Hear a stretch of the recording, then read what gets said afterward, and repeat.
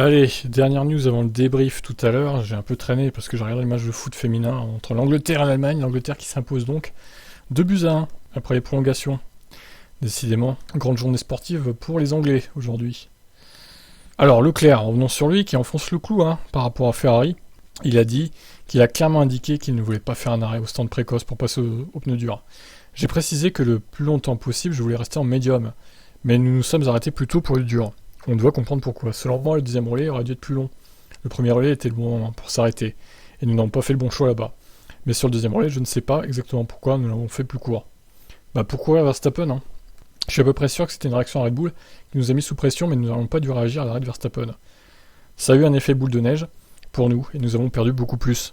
Même si Mattia a dit que la performance dans le frais n'était pas top, nous aurions pu faire mieux selon moi. C'est évident. Mattia Binotto est d'une telle mauvaise foi que c'est affligeant.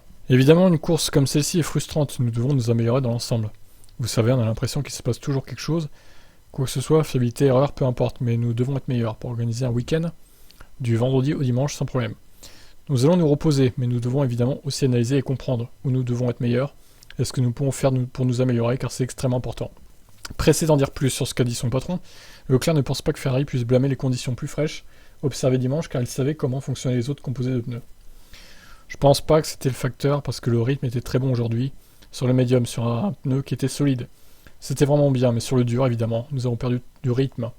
Donc nous avons fait un arrêt plus tôt que tout le monde, perdant 20 secondes, plus les 5 ou 6 tours sur le dur, où nous perdions une seconde par tour.